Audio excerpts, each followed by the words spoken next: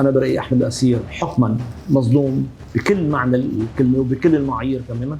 هناك قوى سياسية في منهم سنة في منهم غير سنة مبدئيا ما له مصلحة بخروجه. فخامة الرئيس هو نفسه ما بيناسبه خروج الشيخ أحمد الأسير، وعم تكون كل هيدي الملفات هي التفات. زلزال سوريا قد ينعكس هزات ارتدادية على لبنان أو قد يحدث زلزال بسجوننا مبدئيا. كل الشباب ده أحيلوا على المحكمة العسكرية اللي كانت دكينة لحزب الله ما كانت دكينة للنظام السوري سابقا مبدئيا. تواطؤوا أو برأيك ولا قايضوا ملف الشيخ أحمد الأسير؟ خايفين من خروجه، خاصة أنه موجود بصيد عبواب الجنوب مبدئيا.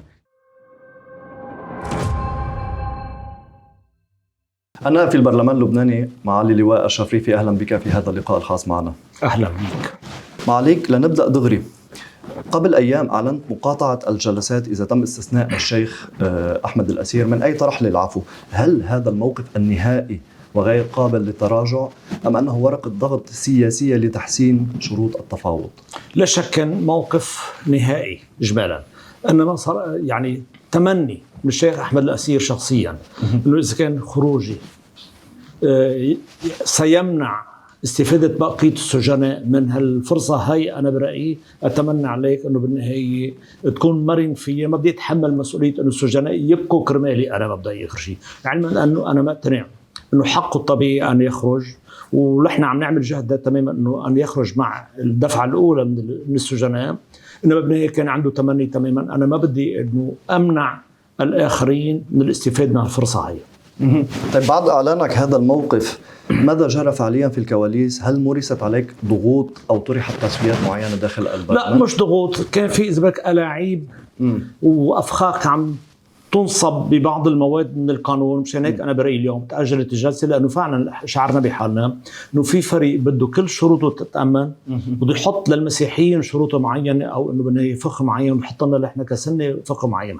مشان هيك أنا برأيي رفعنا الصوت عالي وصار في تحرك شعبي بكل مناطق سنية، من صيدا لبيروت لطرابلس لعكار للبع الغربي للبع الأوسط للبع الشمالي، المناطق السنية كلها سوا مبدئيا. اليوم بعد الضجة السنية إذا الكبرى والتململ المسيحي، لأنه المسيحيين طالعين من إذا بدك حقيقة كمان صفعة بمعنى معين. سنة 2011 أقروا حزب الله مرق قانون المبعدين، إنما ربطوا بأنه بعد أن تصدر المراسيم التنظيمية له حقيقة، ولم تصدر خلال 15 سنة مراسيم التنظيم. مشان المسيحي ملوع من هالفريق هذا مبدئيا، مثل ما نحن مبدئيا حاليا اليوم عانينا هناك في نوايا منا كتير إذا بدك هيك تحترم شعور الآخر وفرصة الآخر. أنا برأيي نحن علينا الصوت، المسيحيين كانوا واقفين معنا بكل المرحلة هاي لنقول للآخر حبيبي لا شك اليوم في واقع بالسجون، وهي مسؤولية وطنية مش مطالبة بس سنية فقط لغير. ممكن السجون تكمل على ما هي عليه مبدئيا، في 4 أضعاف إمكانية الاستيعاب الطبيعي تماما، في نقص بالدواء والتغذية والصحة ومهام السوق والمساحات والقضاء، مكبل بآلاف الملفات، منه قادر ينهي هالملفات بين ايديه بسرعه مبدئيا. كان لابد ما انك تطلع بنظريه او بجهد خاص وقرارات استثنائيه انه تحل هالمشكله الوطنيه. انا برأيي حقيقة، وانا قلت لهم بنظريه الحقيقه الامانه بالسجون في شيء ما يشبه الزلازل الحقيقه. الكل بنعرف انه الزلزال اذا حدث في عنده هزات ارتداديه الحقيقه. ما حصل في سجون سوريا لمن حي الشعب السوري اللي اسقطوا الطاغية بشار الاسد مبدئيا، عملوا زلزال بكل معنى الكلمه، وكانت خطوه كثير مباركه وفعلا بمحلها، باعتبار هذاك النظام كمان اذا بدك منه عادل ونظام ظالم للامانه اخر شيء. وحتى اذا بدك هون الحقيقه مرحله حزب الله اكيد ما في عداله لاخصامه نهائيا، ولا في اذا بدك الحقيقه على الاقل قانونيه او دستوريه للقوانين، كان في كمان نفس العقليه الظالمه اخر شيء. مشان اذا بدك زلزال سوريا قد ينعكس هزات ارتداديه على لبنان، او قد يحدث زلزال بسجوننا مبدئيا. واقع السجون هو مسؤوليه وطنيه مش مطالبه فقط سنيه، مطالبة حتى مسيحية وحتى من القوى الثانية. في واقع كلنا بنعترف انه هناك في مرحلة من الظلم اذا بدك تشبه اذا بدك حليفة. كان بشار الاسد بسوريا وكان اذا بدك الايراني بلبنان على نفس العقلية ونفس المدرسة مبدئيا اخر شيء. مشان هيك انا بتصور يجب ان نلاقي مخرج مهما كلف الامر. صار حكما بعد حالة الاعتراض الكبرى السنية انا برأيي صار في تواصل، عم نلاقي مخارج للامور انا برأيي، وفي ضرورة وطنية انا برأيي، ونحن عم نعمل تصور تقريبا صار بنهايته لمخرج معين. طيب معاليك، اليوم يطرح داخل المجلس خيار تخفيض السنة السجنية إلى 6 أشهر أو 9 أشهر بدل العفو العام الشامل. إذا مر هذا الطرح باستثناء ملف الشيخ أحمد الأسير وموقوفي عبرة وطرابلس وكل الموقوفين الإسلاميين، هل تعتبره حلا واقعيا مرحليا أم محاولة سياسية لدفن لا العفو؟ أنا برأيي منه كافي للأمانة. خلينا نكون واقعيين. برجع بقول في مطالبة وطنية وفي ضرورة وطنية أن تجد حل لواقع السجون. هذا مطلب عام لكل العالم مبدئيا، ولكل إنسان عنده إحساس بالمسؤولية الوطنية. بالمقابل نحن كسنة بنقول آخر شيء، نحن مطلبنا المباشر إذا بدك نحن ننشد العدالة ورفع المظلومية. معنا مطلب ثاني آخر شيء، نحن عم نقول يا جماعة طبقوا العدالة وارفعوا المظلومية عن المظلومين تمام الحياة، والمرتكب فليحاسب الحياة. مشان هيك أنا برأيي هل تراكم كل هالأمور هي أنا برأيي بوطن تعددي مثل لبنان كنا عملنا تصور لنقاط معينة. يعني اليوم قطعنا مرحلة منيحة أن نخفض محكوم بالإعدام إلى تقريبا إلى 27 سنة سجنية، بالمؤبد 17 سنة سجنية. في بند يكون التخفيض للكل المجرمين ثلث المحكومية تبعته. بالمقابل في بندين اللي نحط فيهم أفكار في حل له الحقيقة.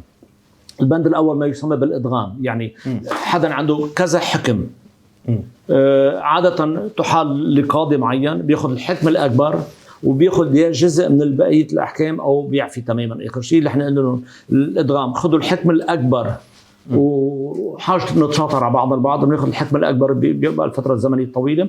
في المادة الثانية اللي كان فيها لغم، هي إذا بدك في ناس صاروا 8 سنين أو 10 سنين أو 9 سنين بعد هلأ مصادر حكم فيهم. هاي بجمهورية الموز مش موجودة إلى آخر شيء.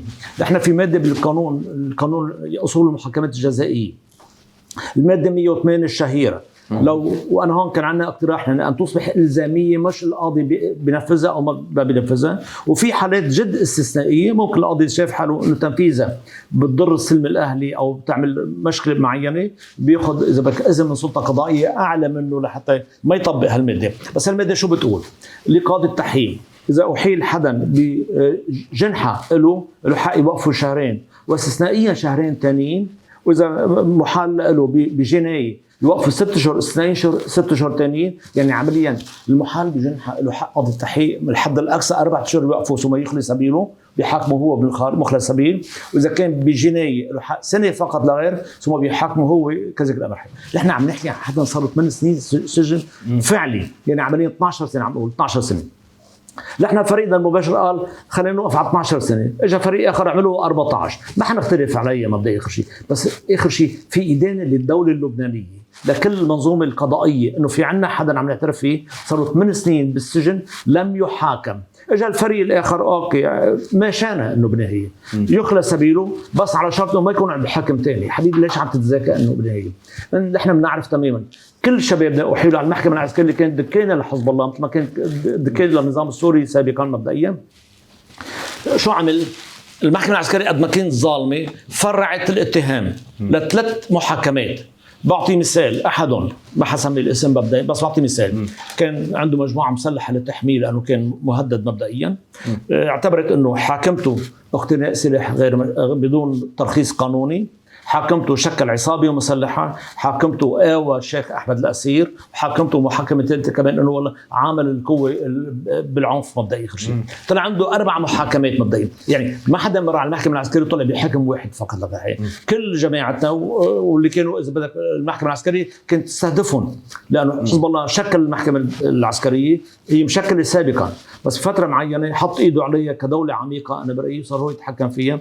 كل اولادنا عندهم 3-4 احكام المحكمه العسكريه، واحيانا لجرم واحد او لاتهام واحد فقط لا غير. مشان هيك انا برايي اليوم هاي الماده هاي اذا حررناها من الحكم، شرط الحكم برايي برجع انا برايي يكون تمشي الحال مبدئيا. وانا برجع بقول يعني ان يحاكم له 8 سنين فعليا، يعني عمليه 12 سنه ولازم نخفضها حتى لاكثر مبدئيا، لانه برجع بقول لك ما في غير جمهوريه الموت تترك 1 سنين مبدئيا ولا يزور الحكم بحاله.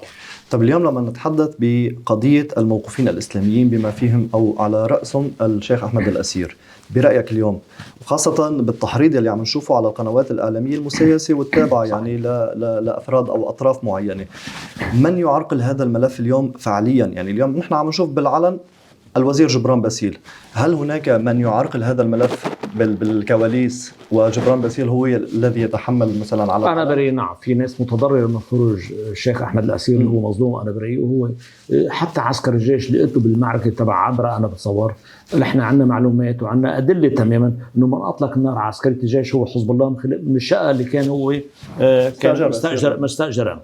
وأنا بقول الحقيقة للأمانة كان عندك تقريبا 21 شهيد هن شهداء تماما، وكان في حدا عنده نية كمان يحطنا نحن بمواجهة الجيش، وقلنا له نحن الجيش اغلب شهدائه هن سنه يعني اولاد مباشرين، ومين مستشهد بالجيش هو ابننا كذلك الامر، ونحن لا يمكن ان ننجر لمواجهه مع الجيش رغبه لمصالح الاخرين مبدئيا. كل شيء مشان هيك انا برايي احمد الاسير حكما مظلوم بكل معنى الكلمه وبكل المعايير تماما.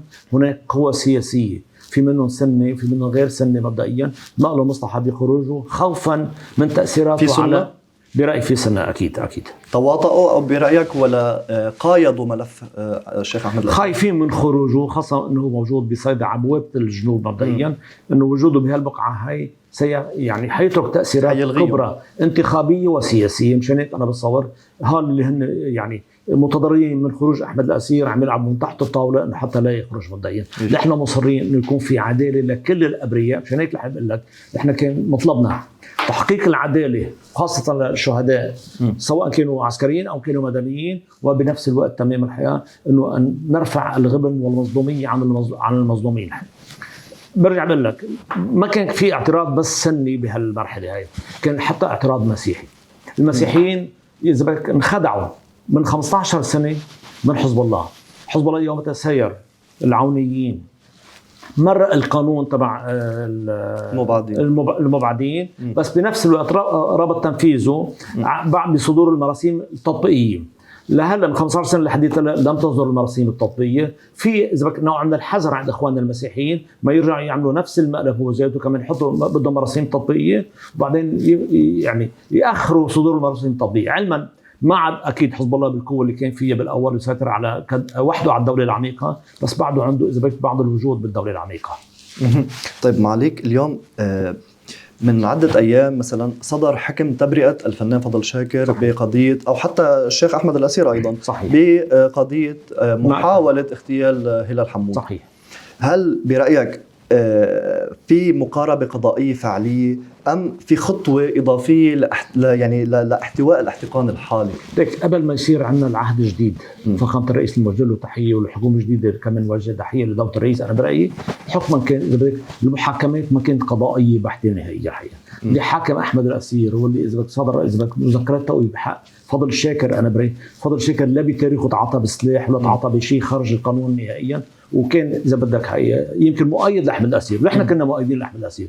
وعلى كل حال احمد الاسير ما بيحكي اكثر ما حكينا نحن، يعني احنا عم نحكي مثل ما بيحكي احمد الاسير. ثابت انه وضعه الجغرافي على مدخل الجنوب انا برايي قضى انه حزب الله ينصب له هذا الكمين اللي بكل اسف الحقيقه كمين اذا بدك تركب تركيب في ظل محكمه عسكريه ما عندها حد ادنى من الموضوعيه تماما. وهون انا برايي حتى بيمرق احد رؤساء المحاكم العسكريه ما بدي اسميه عم يتبجح بحاله، عنده 40 حكم اعدام فقط سنة كلهم سوا، عنده 17 حكم مؤبد كمان كلهم سوا سنة. طيب انه خي تعال لك هذا الوطن هذا البلد تعددي.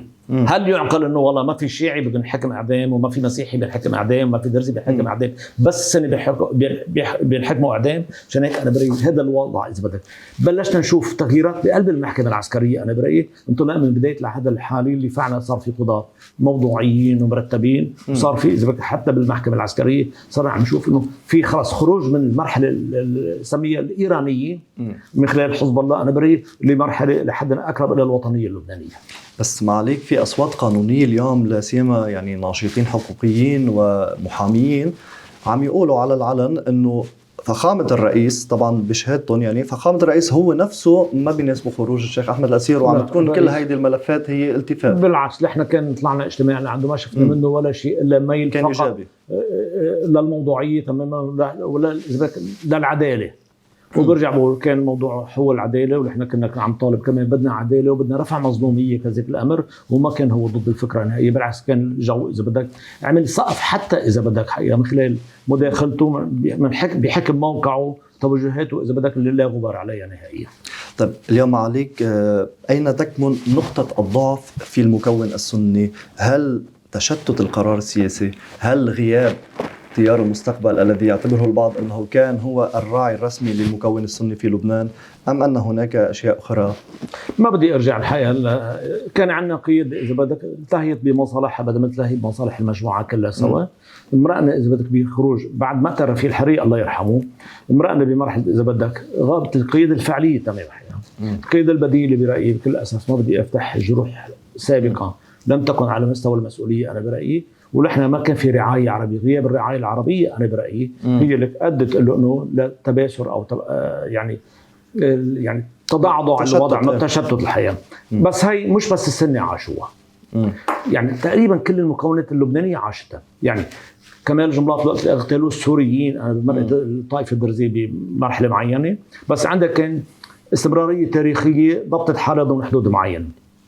المسيحيين بعد مقتل بشير الجميل انا بريء ضاعوا، وجود السوريين هون مبدئيا شاهدنا ما شاهدوا اخواننا المسيحيين المورد بشكل اساسي بعد مقتل رفيق الحريري الله يرحمه. ونحن اليوم دائما اذا بدك لو في رعايه عربيه انا بريء ما كنت استمر التشتت هذا اذا بدك بهالفتره الزمنيه الطويله. بس بالرغم من هيك اليوم حقيقه اول مره نوقع على بيان مشترك 21 نائب سني من اصل 27 لم تكن تحصل. اليوم حكما اذا بدك يعني اندحار او تقلص النفوذ الايراني عم نرجع اذا بدك نرتب بيتنا شوي شوي تدريجيا. بس برجع بقول هناك ضروره اذا بدك حقيقه لوجود رعايه عربيه للمكون السني لحتى ترجع تنضبط الامور ويصير في اذا بدك توحد الحقيقه. بس برجع بقول لك تشتت كل الطوائف عاشته. اليوم حتى الطائفه الشيعيه نحن هون خليني اقول نحن ضد المشروع الايراني، ما ضد الشيعه، الشيعه شركائنا، والشيعه هن الضحايا الاكبر للمشروع الايراني انا بري اللي كان ظالم للشيعه وظالم بشكل اساسي وبخرب البلد كله، سو خرب كل الدول اللي فات عليها انا برايي. اخشى ان يكون اخواننا الشيعه يكونوا تقريبا عم فاتوا على التجربه ذاتها مبدئيا، يعيشوا التشتت اللي عاشوا السني بعد مقتل الحريري، وعاشوا المسيحي مقتل بشير جميل، وعاشوا الدرزي بعد مقتل كمال جملات. طيب إذا استمر تعطيل هذا الملف، وخاصة نحن عم نحكي عن ملف العفو العام بالجلسات القادمة، إذا استمر كيف تتوقع حتكون ردة فعل الشارع، وكيف حيكون كمان حينعكس هذا الشيء على البرلمان اللبناني كمواقف؟ لك الخوف الأكبر إذا بدك تتفجر السجون لحالها. أنا قلت نظرية بالأمن تشبه نظرية الزلزال والهزات الارتدادية. اليوم سجوننا مش طبيعي. اليوم سجوننا سعتها الطبيعية بين 3500 4000 إذا كانت كل النظارات والسجون الحقيقة. اليوم عندنا 8600 سجين بالوقت الحاضر موقوف. القضاء ما عنده قدرة نتيجة تراكم إذا بدك الملفات إنه يحلها قضائيا، بدك حل استثنائي مبدئيا. عشان هيك أنا بتصور اليوم ضيف إنه عندك 3 أضعاف السعة الاستيعابية، سجون ونظارات الجنوب بسبب الأحداث اللي صارت بالجنوب أفرغت من نزلائها ونقلوا إلى الداخل اللبناني، وكذلك أمر نظارات الضاحية الجنوبية أفرغت ونقلوا مبدئيا. عم تحكي 4 أضعاف بوقت الدولة لا قدرت تأمن الطبيب الكاملة والعدالة الكاملة وإذا بدك الطعام الكامل مبدئيا، حتى مهام السوق ما بيقدروا قوى الأمن ما عم يلحقوا مبدئيا. عشان هيك انا بري هذا واقع المنه طبيعي تماما. يضاف ما عندك رعايه نفسيه، ما عندك رعايه اجتماعيه، ما عندك تاهيل اذا بدك للعوده للحياه الطبيعيه مبدئيا. يعني كل هالبديهيات المفروضه بسجون العالم مبدئيا ما عندنا شيء منها نهائي بالوقت الحاضر. انا اخشى انه يكون فعلا في انفجار بقلب السجون نتيجه اذا بدك احتكانهم جوا بالداخل ونتيجه احتكان اهاليهم برا مبدئيا. لانه برجع بقول لك شفنا زلزال بسوريا بسجون سوريا، وهون تحيه للشعب السوري اللي فعلا افرغ كل سجونه من اثار اذا بدك من افعال نظام هالقد مجرم وهالقد يعني غير انساني مبدئيا. وحتى مرحله حزب الله لم تكن كانوا مجرمين وكانوا غير انسانيين. انا بتوقع بكل اسف ان السجون تتفجر من الداخل ومن برا.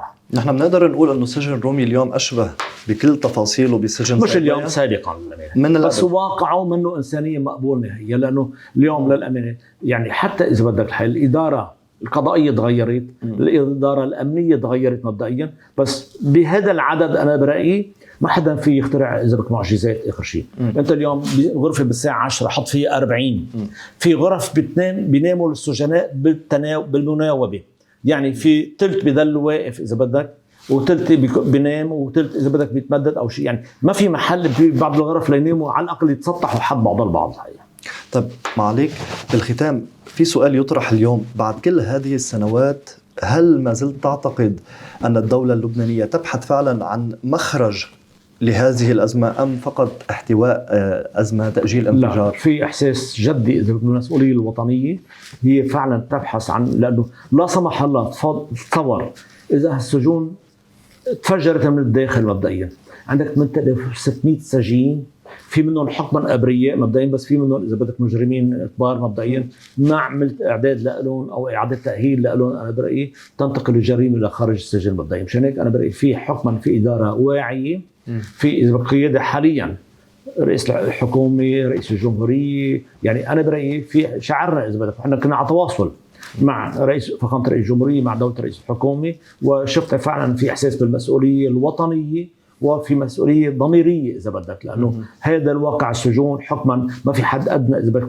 يعني ارتياح الضمير نهائيا، سيتحمل مسؤوليته الايراني وسيتحمل مسؤوليته حزب الله من خلال ظلمه لكل المكونات اللي كان خاصمته بالسياسه. طيب معاليك، بالرساله الاخيره ماذا يتوجه النائب في البرلمان اللبناني معالي اللواء الشفريفي الى اهالي الموقوفين الاسلاميين اليوم؟ فيني اقول لكم سنقاتل حتى نجيب حقك ما طلبنا فيه، العدالة ورفع المظلومية، ولن نستكين ولن نستسلم. كنا إذا بدك حكما كان الفريق الآخر ممسك بالدولة العميقة كلها سوا، الفريق الآخر أنجا إذا بدك ماسك ببقايا الدولة العميقة ما عاد بالقوة تمام. مشان هيك أنا برأيي إذا بتلاحظ في شبه انتفاضة سلمية على الأرض تمام الحقيقة. اليوم طرابلس عملت ثورة أو صورة هالقد غاضبة، صيدا عملت ثورة غضب، بيروت طريق جديد عملت ثورة غضب، الباع الغربي كذلك الأمر، والباع الأوسط وعكار كذلك الأمر. مشان هيك أنا برأيي، وأنا كنت قلت لحزب الله يجب أن تقرأ التحولات اللي عم تحصل مبدئيا، إذا ما قرأت التحولات حتجرفك يعني الموجة وتاخذك معها تماما. ممكن تنقذ ما تبقى منك إذا عرفت أحسنت قراءة التحولات، ولا بالنهاية أنت يعني تركت هالقد إذا بدك آلام عند اللبنانيين كلهم سوا، حيحاسبوك اللبنانيين. مشان هيك برجع بأكد تماما لأهل الموقوفين لن نستسلم، لن نتهاون، وما رح نتآمر على براءتكم وعلى قضيتكم. أنا في البرلمان اللبناني معالي اللواء الشفريفي، شكرا لك لوقتك ولاستضافتنا. شكرا، أهلا وسهلا فيك. مشاهدينا الكرام، أشكركم لحسن المتابعة وإلى اللقاء. كان معكم محمد علوان.